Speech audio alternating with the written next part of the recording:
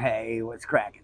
Hope this video finds you doing well. I hope that you, my friend, have everything going your way.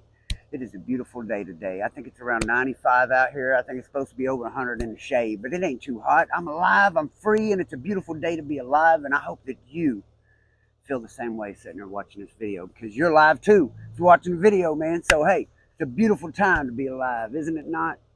So I want to thank you for clicking on the video. If you've never watched one before, my name is Ricky Dye, and I went to prison when I was 15 years old in Oklahoma for murder. Me and a couple kids were running away from home, and we were robbing a store for money to get away. And during that crime, the man was shot and killed. I was not the one who shot him, but I was right there in the middle of it, and I shouldn't have been.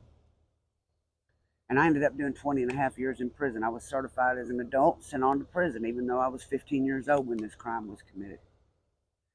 And so I can't do anything about my past to change what I did. I wish I had a do-over that I could go back and change it and try again, but it just doesn't work out that way. So what I've done instead is I try to share what's happened to me.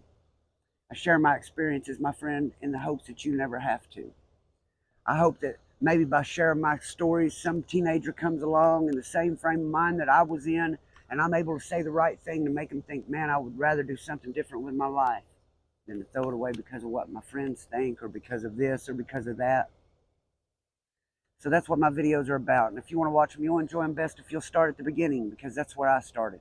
The very first, when I was 15, and what happened and what led to me being in the situation I was in, where I was at that store that night when a man lost his life. What it was like to be certified as an adult and sent to prison with grown men. And like I said, I'm not asking anybody to feel sorry for me. I own everything I did. I deserve the punishment I got, and I may have deserved more. But since I've been given a second chance, I'm not going to squander it. I'm going to make it count. I'm not going to disappoint my family again. I'm not going to disappoint my wife. I want to be a good man, and I strive to be one every day. And so I preach that you should pick up your blessings each and every day, the things that you're happy about in your life instead of the things that are bad. Because let me tell you, brother, if there's anybody that could sit around and think about all the bad things that's happened in their life and decide to just piss on this, I'll just give up, it would be me. But I'm not about to give up, and neither should you, not ever, because life can always get better as long as you're alive. And I'm thankful for all the little things, for being able to take a shower when I want, for being able to go get something out of the kitchen and make me something to eat, anything I want. I'll spout off to my wife every evening. You can't have this up in the penitentiary, because you damn sure can't. So don't ever let anybody let you make it worse for you, man. Today I'm going to jump right back into my story. For those of you who've been watching the videos, you know I'm at Holdenville. And I was the man. I was the one getting all the tobacco products in. But go out there one day and all of a sudden I can't get that shit no more that way. So I become the beer man. One scheme after another. One scheme after another. And let me tell you a story I have for you. It does not have a happy ending. My stories don't have happy endings. My story never had a happy ending until I was 35 years old and I met my wife and got out of prison. All these other stories, none of them have happy endings. It's always bad. Everything that has to do with the penitentiary is bad. No matter what you got going on in your life, how bad you think it is, add the penitentiary to it, and then you can see bad. Your mama passed away. That's about as bad as it gets. But what about if your mama passed away and you're in the penitentiary? So you lost everything you had. But what if you lost everything you had and you're in the penitentiary?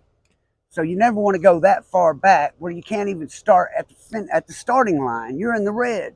So you got to get out the red before you can ever start to get forward. So hopefully, whatever you're up against in your life, you're not thinking about doing something that can end you up in prison.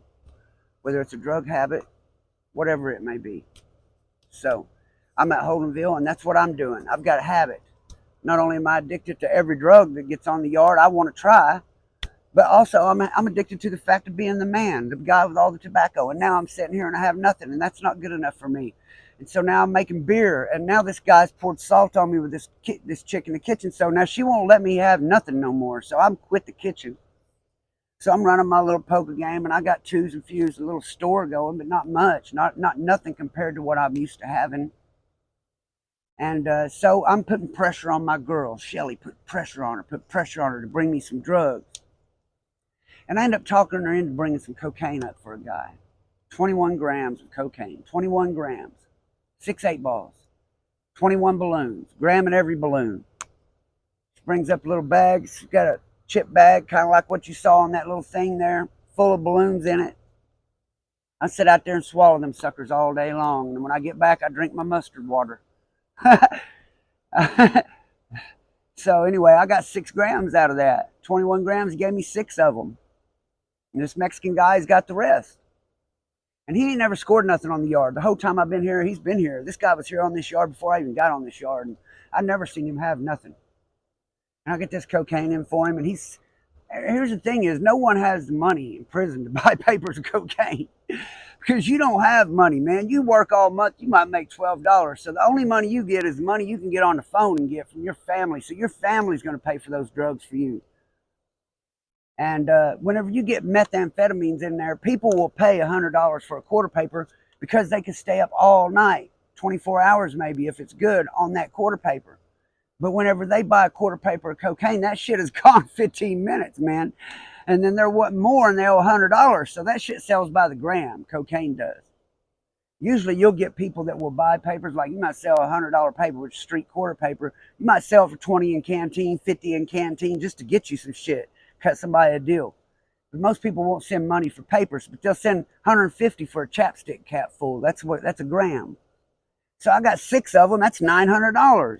So I'm wheeling and dealing, making my little deals with mine. And Shelly needed $200 to pay a bill, so I sent her $200.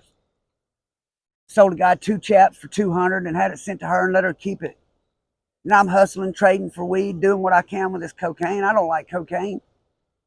But this Mexican guy, he's went around and he's got all these guys in dope, and he's only got the white guys in dope and some of the Mexican guys and some Indians, because blacks don't come by cocaine in prison. Anyway, I've never really seen it. Maybe 1 or 2 guys, but it's few and far between that you see the blacks chasing hard dope. That's a white guy thing. That's an Indian and Mexican guy thing. And in other states, they say that the white guys have you stay clean, no drugs. It ain't like that in Oklahoma, man. It's every man for himself. You do what you want to do. None of your brothers going to tell you can't do any kind of drugs. Ain't no gang of any kind going to say you can't do this or that. I can't speak for the blacks, but because I'm not black, but as far as the white guys go, ain't nobody going to tell you can or can't do a drug. They're most likely going to try to sell you something, try to get you to do it with them. Shit. So this Mexican guy went around, and mostly the guys he's got in debt's the white guys. And there's these 2 white guys over there pulled the shit like them Irish mob dudes did with Sean. They got this little youngster, and they send him around all the time. They send him around. He don't do drugs, but they do. There's 2 of them, and they're sellies. And they send him all around, and usually they send him to borrow canteen from people through the week till gang pay. And they always pay it back, so he trusts them. And they end up sending him over for a chap cap, and then they send him back for another one. So he owes $300 for cocaine and doesn't even do it. And these guys are over here all skitsed out. They feel bad they do it. These guys have lied to him, said they got money coming from their family to pay for that shit, but really they only get gang pay. So they leave this kid out and they leave him hanging. Some time goes by, and I brought this shit in for him a few times. And this time goes by, and now this guy, I've never heard of him being in a fight or seen him being in a fight, but all of a sudden he's got this dope. He's gave a bunch of credit. A whole bunch of people owe him, so now he's trying to act like he might be tough, like he's going to have to try to make some people pay him. So that really ain't his thing, man. He's not the kind of guy who walk around and act tough, but now all these people owe him money. He's got to do something, get these people to send the money they owe, because everybody's treating him like he's weak. That's how he feels. And he's telling me this shit. So I'm the one been bringing it in for him, and I'm telling him, hey, man, look here, man. You got to realize what you're dealing with. You're dealing with cocaine. These dudes ain't got no money. They get $12 a month. You're counting on their family sending money. People send family, motherfuckers send you some money in penitentiary. They're going to send you 50 or 100 to your books to try to help you get by. They ain't want to send it to all these different people for no tell them what, get involved in no tell them what. So a lot of them people can't send that money. You're going to have to make deals with them, let them get out of debt with you and with a canteen or something, or you're going to end up just having to fight, because nobody ain't going to have that money to send you all that money for that cocaine, dude. And so, no, he's going to make an example. And out of everyone, I told him what happened. I said, them 2 guys over there sent him to get you that dope. That dude don't even do dope. He don't get no money. They don't get no money either. All they get is gang pay. You need to go sit down with all 3 of them, make them give you their gang pay every month till they're even. But instead, he wants to make examples. So him and these other 2 Mexicans, he gives them some cocaine to be ride with him. And they 3 of them go over there and fuck him up bad. Fuck that kid up bad. Fuck that kid up. Usually when you go to lock up after a fight, guards come get you, realize you're fucked up, cuff you up, and walk you to lock up. Not him. They carried him out on a gurney. Make example of this motherfucker. Yeah, so he want to make example. He ain't weak. Now y'all better get my money. Did that make people scramble and get the money? Fuck no, they was already trying to get his money. Shit, that's what happens though in drugs in prison. Motherfuckers go sell them motherfucking tickets, try to get that dope, and you can't pay for it. Then there's a problem. There's a problem. Because there's consequences and repercussions for that shit up in the penitentiary. You could do that out here, get something from a man, never see him again. Talk that shit, get on the internet, whoop de whoop whoop. Up in the penitentiary, up in the zoo, you get your hat brought to you. You'll be a dead bird in short grass. Ain't got to look far to find you. So, yeah, that's the video for today. I hope that today you are happy to be alive, man. I hope that you are happy to be alive. It is a good day to be alive. That's not a long story, but you could be in there going through that bullshit. You could be right up in the middle of it, where you could stay free. Anything, being free, I'd rather live under a bridge, man. I have my own home. I have a vehicle. I have what I need to make it by. No extras, but I got what I need, and I'm happy because of it. And I'm going to stay out the way, and I hope you do the same. I want to give a shout out to Donna Goff. She subscribed to the channel. She told me to come over. She had fixed my vest. I had some tags coming loose on my vest, my Superman motorcycle vest, and she put a couple new Superman patches on it. Looked cool as shit. Felt like I was leaving my mama's house when I left. She goes bargain shopping. She sent me home with 3 boxes of Debbie's, my wife a stuffed toy and a baby's blanket for our grandkids, something else. Shit. I told her I felt like I was leaving my mom's, because when I go to my mom, she just keeps giving me shit. Speaking of my mom, I had you guys pray for her. We went through all that stuff, and they did 5 levels of her back at one time. Well, now we found out they're not just having to fix one thing.